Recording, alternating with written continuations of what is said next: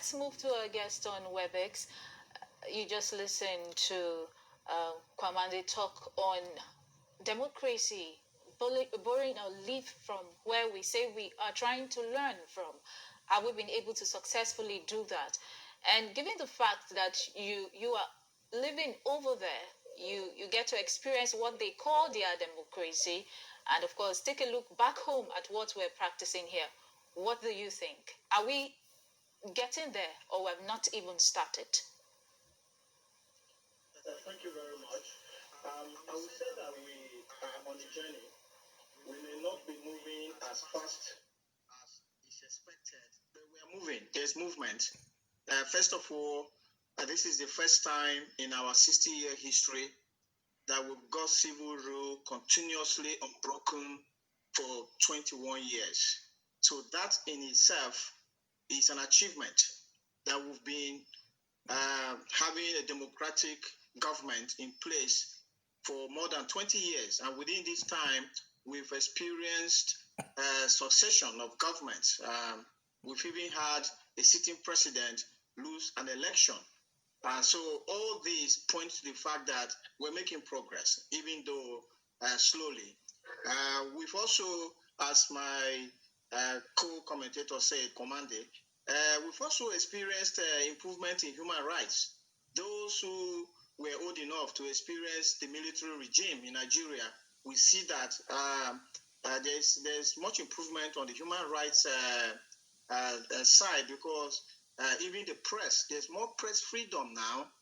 I mean, I'm saying this not to say we've got 100%, but at least if a student was on 5% and is now doing 30%, you can say there's an improvement.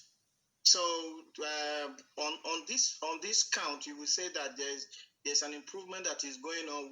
We've got the three arms of government try to do what they are expected to do. The executive have been passing budgets and trying to implement budgets. The National Assembly, they've been making laws, reviewing the Constitution. You know, the judiciary has passed landmark judgments.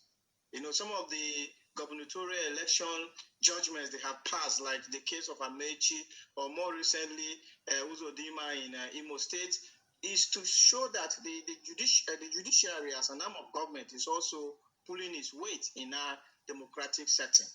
Now, you asked me, what's the experience here compared to Nigeria? Well, the UK practices the parliamentary democratic system of government, unlike the American presidential system.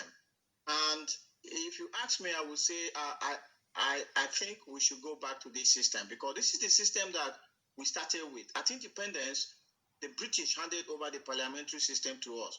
Why do I say the parliamentary system is a preferred democratic system of government? First, it is less expensive, because in the parliamentary system of government, what we call the National Assembly now, which is the parliament, it is from that parliament that you also have ministers. So you will never be a minister in government except you've been elected to go to parliament. So the people in parliament, some of them have been selected to also be the executive arm of government. So that is the first thing.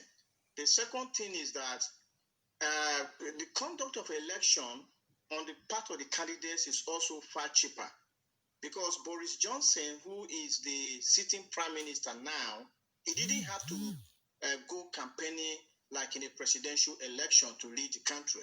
All he needed to do was campaign in his constituency of Oxbridge, win an election, and go to parliament. Who is prime minister is the leader of the party who has the most or the majority of MPs in parliament. So with that, you can see that unlike in Nigeria, where if you want to be governor of BENUE, you have to campaign all around BENUE, you have to spend a lot of money, and this money is either given to you or you have to find it somewhere, and later there's pressure to put that money back or repay those who sponsored you. This system here is far cheaper to run. So if you ask me, I would say this is the system that Nigeria should actually go back to.